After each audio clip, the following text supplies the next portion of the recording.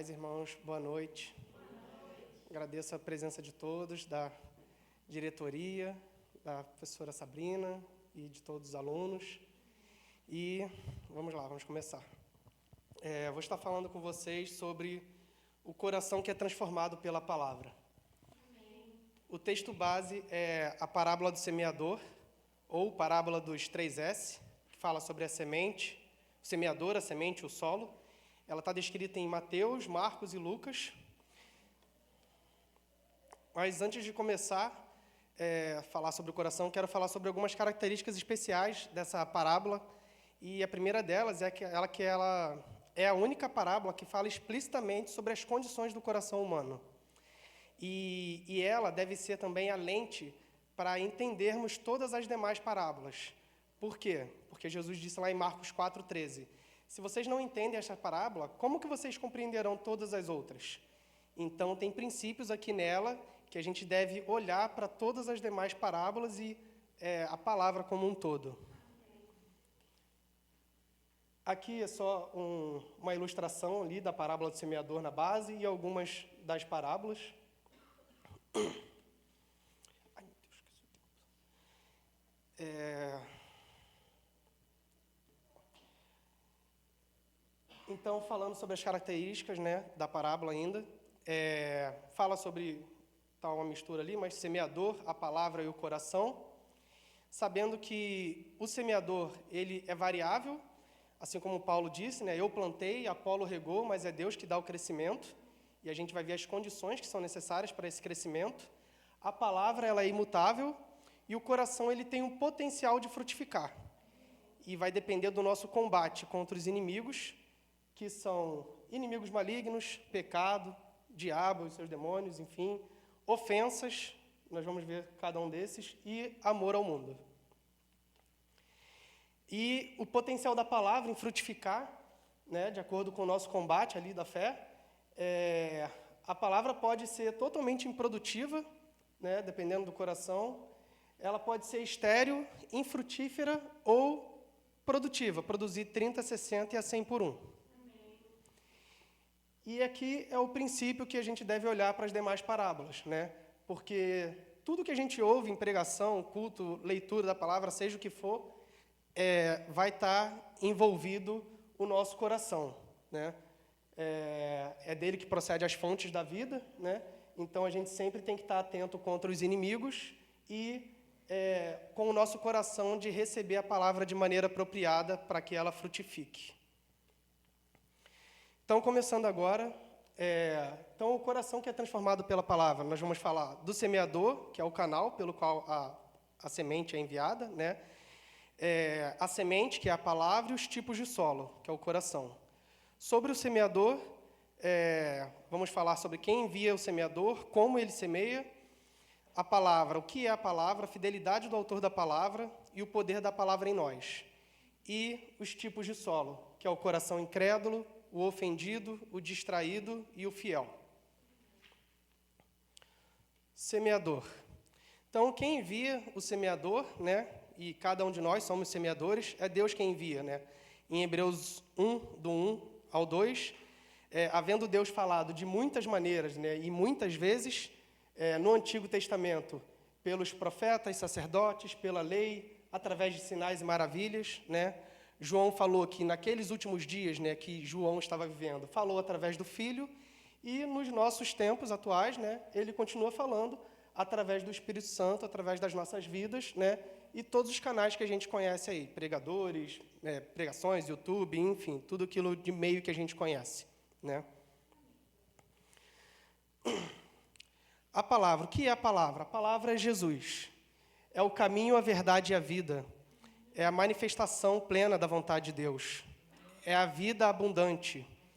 É luz e direção para o nosso caminho. Jesus falou, eu sou o pão vivo que desceu do céu. Se alguém comer deste pão, viverá eternamente.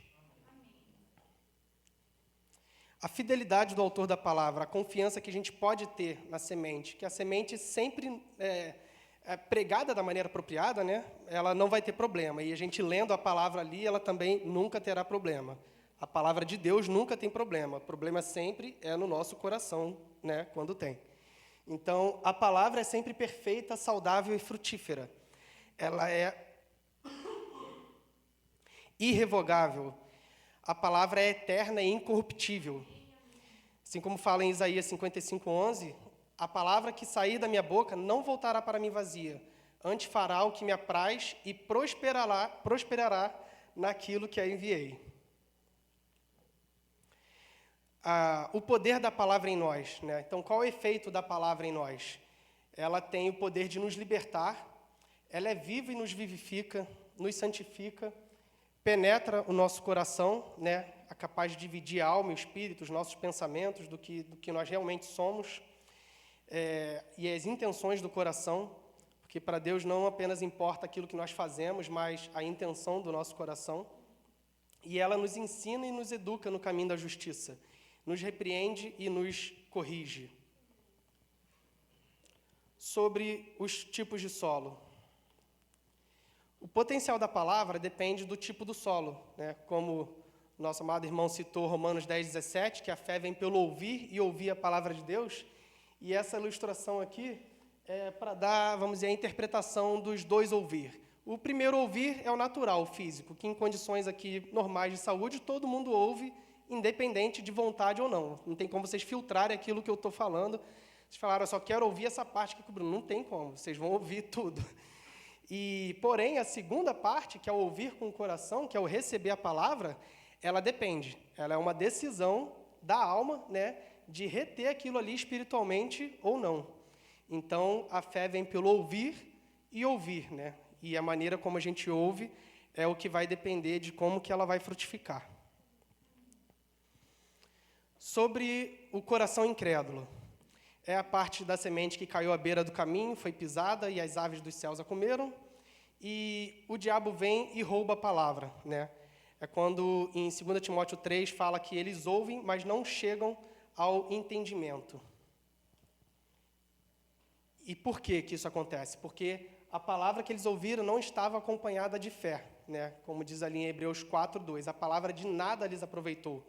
Então, a fé é o elemento essencial para a gente ouvir a palavra e frutificar nela. Ouvir sem fé é o mesmo que rejeitar a palavra. O coração ofendido, ele fala sobre a semente que caiu no terreno pedregoso, né? E esse é aqueles que recebem com alegria, então recebe ali com uma certa fé, porém creem por algum tempo, né? Repara ali no algum tempo. Então eles creem por um período breve, mas quando vêm as provações, eles se desviam, né? Essa palavra também fala quando vêm as perseguições, né? Mas no nosso contexto, dificilmente alguém aqui se desvie por perseguições, né? A gente não vive perseguições igual irmãos em outros países, né? Então, geralmente, são as circunstâncias mesmo que faz as pessoas se desviarem. E o coração ofendido, ele tem aí, vamos dizer, essas duas características de ofensa, né? A primeira delas é sobre a ofensa da palavra. Então, é quando, em Hebreus fala, né, quando nós fomos corrigidos por Deus, não desmaiarmos, não desanimarmos com essa correção dele, porque ele disciplina quem ama. E Jesus, né, após ele pregar um sermão, alguns disseram, dura esta palavra, quem pode ouvir? Né? Então, eles ficaram ofendidos, e hoje em dia isso acontece muito, né? As pessoas não aguentam ouvir as verdades da palavra, preferem ter as próprias verdades, que na verdade são enganos, né, do que realmente serem confrontados e transformados pela palavra. E aí, nisso, muitos abandonaram. Então, aqui a gente vê uma evidência desse coração ofendido com a palavra, né? E aí Jesus pergunta para os outros, vocês também não querem ir? Então, percebe que Jesus ele não muda a palavra dele, ele não adapta a palavra dele, ele não suaviza, ele não torna ela mais agradável de ouvir. Ele fala a verdade e pronto, né? E o segundo tipo de ofensa é a ofensa sobre as expectativas frustradas das circunstâncias. Onde a gente vê em Mateus 11:6, né, esse contexto aqui foi quando João Batista foi preso, e ele ficou em dúvida, apesar de ele ter batizado a Jesus, ter aberto o caminho para Jesus vir, viu o Espírito Santo descer do céu, ouviu a voz de Deus e ainda assim duvidou em algum momento, né? E aí Jesus fala isso. Bem-aventurados são aqueles que não se escandalizam, não se ofendem, né? E a ofensa é uma pedra de tropeço. A ofensa são dardos inflamados do maligno, né? Direto no nosso coração contra Deus ou contra as pessoas. A ofensa é a isca de Satanás para endurecer o coração. Sobre o coração distraído, a gente vê que foi a semente que caiu sobre o solo com ervas daninhas, né? Ou solo espinhoso. Eles ouvem, mas as preocupações do mundo, a sedução das riquezas, torna que ela sufoca a palavra, né? E aí Jesus fala, né? Então, sobre esse coração distraído também temos duas características. O coração distraído com as necessidades e depois eu vou falar outra.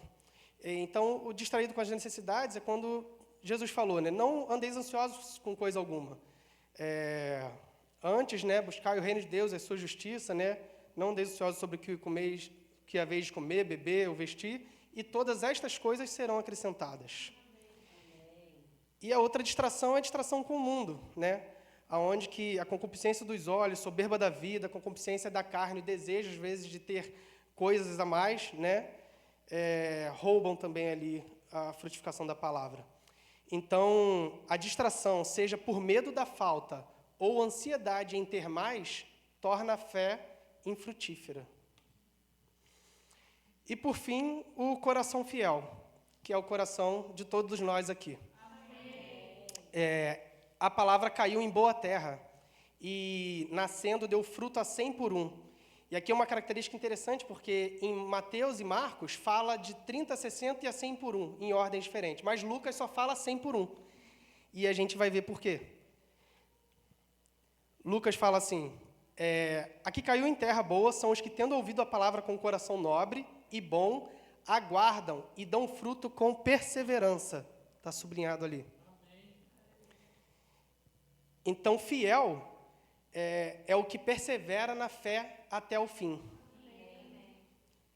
Então, o coração é transformado pela palavra quando nós ouvimos e ouvimos com fé. Nós ouvimos e recebemos com mansidão a palavra. Nós ouvimos e praticamos. Ouvimos e retemos com perseverança. Por fim, o coração que é transformado pela palavra é aquele que ouve, recebe, pratica, guarda com mansidão a palavra e persevera até o fim. E essa é a característica que frutifica 100 por 1, que Lucas falou. 100 por 1 frutifica aquele que persevera. E o coração fiel é aquele que combate o bom combate da fé. Ele completa a carreira, combate o bom combate da fé e completa a carreira. Então, a gente conclui que o potencial do fruto depende da nossa perseverança em crer. E aqui, todos nós somos perseverantes. Amém. Todos nós frutificamos 100 por 1. Os que estão se formando esse ano, os que pararam e voltaram porque não desistiram. Então, agradeço a vida por todos vocês. Louvado seja Deus pela perseverança. E, por fim, ainda tenho muito a vos dizer, mas o tempo não pode suportar. Agradeço a oportunidade.